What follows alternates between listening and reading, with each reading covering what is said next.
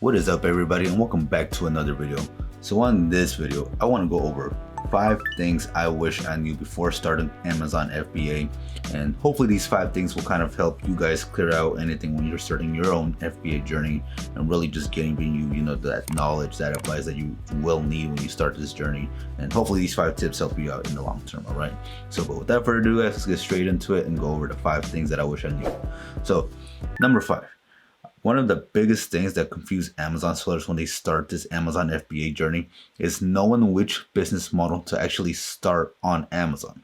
Okay, because selling on Amazon is one thing, but when you actually get into the FBA community, there's different types of models to actually start with selling on Amazon. Okay, you have retail arbitrage, you have online arbitrage, you have wholesale, you have private label, you have wholesale drop shipping. And so knowing which model you actually want to start between the 5, it's very crucial to your FBA journey, because for one, you definitely don't want to get the wrong knowledge, right? So let's say you want to do wholesale and you're over there watching, influencers teach you about retail arbitrage. That knowledge, that information is not going to help you really whatsoever, because those are 2 different business models. Just like if you're trying to do private label and you're watching someone, teach you online arbitrage, that's not going to help you whatsoever either. Okay, so it's important to understand each model. It's important to also understand why you want to do a certain model, because some people like to do retail arbitrage where you go inside the stores. Other people, they don't like doing that. All right, other people like me, we like buying in bulk from wholesalers and shipping our pallets through Amazon in that way. And so it's important to understand what model fits you and your lifestyle down the road, because otherwise you're going to be taking advice from the wrong people and just doing the wrong journey in your FBA business. All right, so it's super important what model you want to do. I highly suggest you guys Google or YouTube each different model and see what model personally fits for you. Okay, because it also depends on how much capital you have too, right? So let's say if you want to start wholesale, you're going to need thousands of dollars to actually start wholesale, okay, and available capital. Now, if you're trying to do wholesale and you only have like $200, it's going to be very hard to really scale up that wholesale business. So in that situation, I would really advise either retail arbitrage or online arbitrage. Okay, it's just important to understand what model you want to do, and that way you can put yourself in the right position at the moment. And that's not to say that you can't do any other model down the road. I mean, if you want to do like OA, RA in the beginning and then transition into like wholesale or private label, you can definitely do that when you start building up your capital and then, move into a different model. So, nothing wrong with it, but just please be aware of your situation, your financial situation and what you want down the road, with this business model, because not every business model is for everybody. So find what suits your needs and go from there. Okay, so that's a big tip right there that I can give to you guys, because it's super crucial to starting your Amazon journey and really getting you on that right foot. Right, so but now number 4 on the list, and that's keeping track of your numbers from day one. Okay, like I cannot stress this tip enough, guys. I mean, dude, the amount of FBA sellers that I've seen on like Twitter, Instagram, any social media app that you can name of, the amount of people that think that if they sell 20K a month in revenue from their seller app, a lot of them actually think that's profit. And a lot of them don't even factor in their expenses, cost of goods, software, employees, supplies, like every single little detail that they spend in their business, they really don't keep track of. And so it's super important that you guys keep track of these things, because otherwise you're not going to have accurate numbers. And so, when it comes to tax time and whatnot, I mean, it's just going to be such a headache to not know what your numbers are. Okay. Plus, keeping track of your numbers from day one will actually show whether you're actually showing some growth in your business with profits, or if you're actually, staying stagnant or losing money even. Okay. And so it's super important to keep track of your numbers. Now, I know for a lot of people, they may want to start this journey and not afford a software, but I guarantee if you guys sign up for a seller board software link, which is down below in the comment section now, sign up for that. It's like $20 a month. I guarantee if you use the software, it'll help you keep track of every product that you sell. You'll have to manually input your expenses aside from like the products, but keeping track of your numbers, guys, is super important, because otherwise, yeah, man, I mean, you're just gonna kind of be everywhere. And I made this mistake in the first year of my journey where I was just making sales, not really tracking anything until I started signing up for like inventory labs and seller board and all those good softwares. Now, the main reason I'm promoting seller board on this video is because that's probably the cheapest alternative at the time being. Okay, now down the road, if you can afford inventory labs and whatnot and want those features, then go for it. But for now, I'm just trying to help you guys understand, give you the best options for the time being. And if you stick with seller board on the road, that's perfectly fine too. Both softwares are great. They just have their own like differentiator. They just each have their own different, ways of running their software. But yeah, it's all personal preference from there. But anyways, keep track of your numbers. Otherwise, guys, you're really just gonna, shoot yourself in the foot by not doing this. And yeah, it just becomes a huge mess. Okay. Now, number 3 on the list that I wish I knew before starting FBA is understanding the Keepa charts way more. Okay.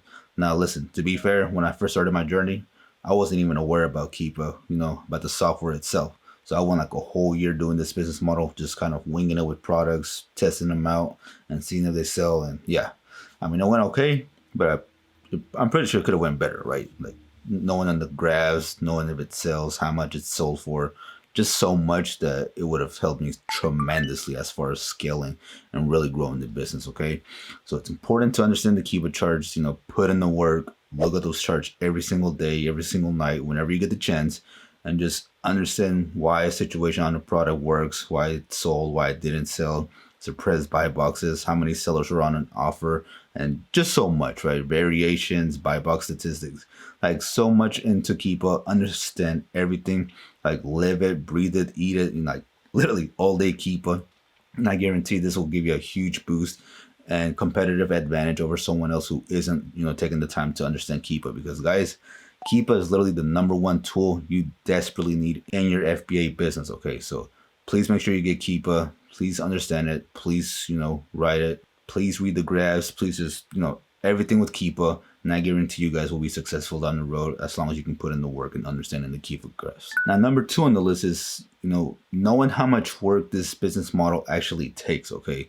I know a lot of you guys have seen the ads on social media and whatnot talking about how fast they grew this business from 0 to 100K, 10K, million, whatever, number it may be. Guys, a lot of that's just crap, not really realistically for a lot of you.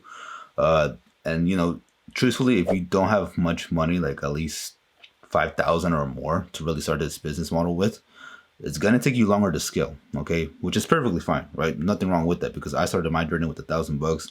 And it took me, a few years to really understand the business, grow it, and, be where I'm at now with 6-figure months in revenue, or whatever you want to call it. But yeah, it's going to take time. It's going to take some hard work. I mean, you really have to put time into this business, okay? Especially in the beginning when you're just starting out, guys. I mean, because you're going to be learning so much, right? You're going to learn about the Amazon seller account dashboard itself. So that's a lot to learn. You're going to learn about Keepa. That's a whole other software to learn. You need to learn about the products you're sourcing, whether it's wholesale or, arbitrage.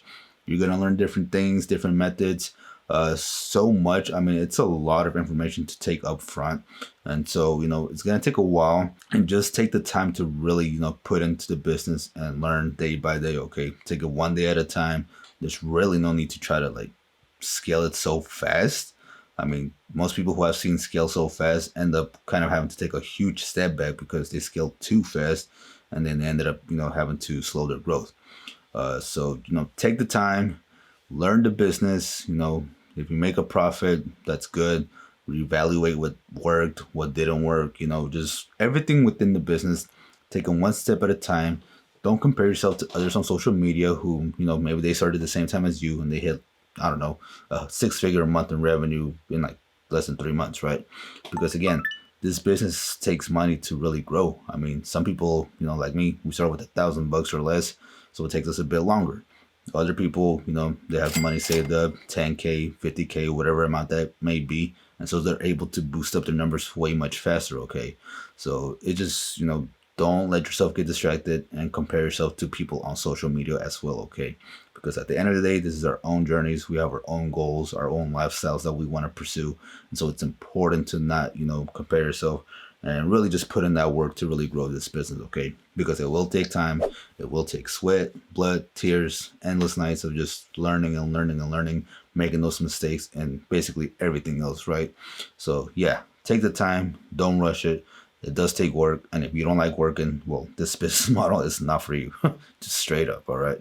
But if you're willing to put in the work, you enjoy this, then yeah, you'll eventually succeed, no doubt in my mind, all right?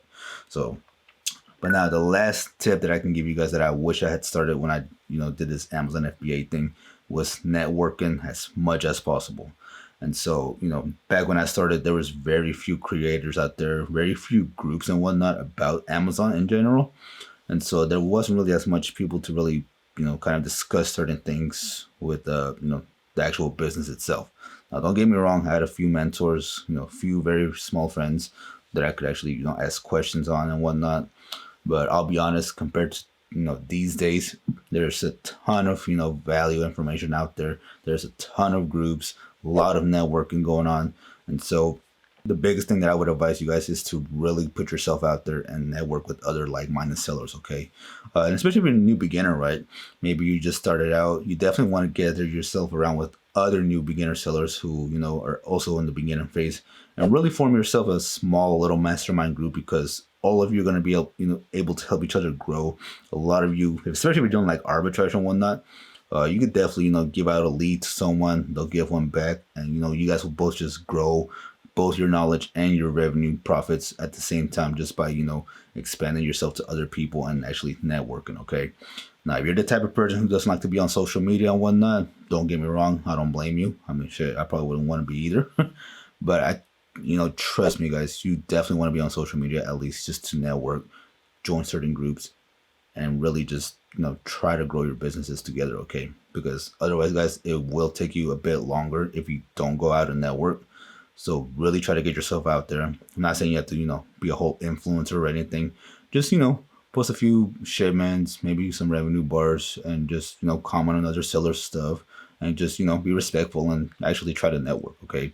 Because at the end of the day, we're all just trying to grow, learn, and yeah, scale our business. So, but yeah, guys. But yeah, so these are the top 5 tips that I can give you guys that I wish I really knew when I started my FBA journey, all right?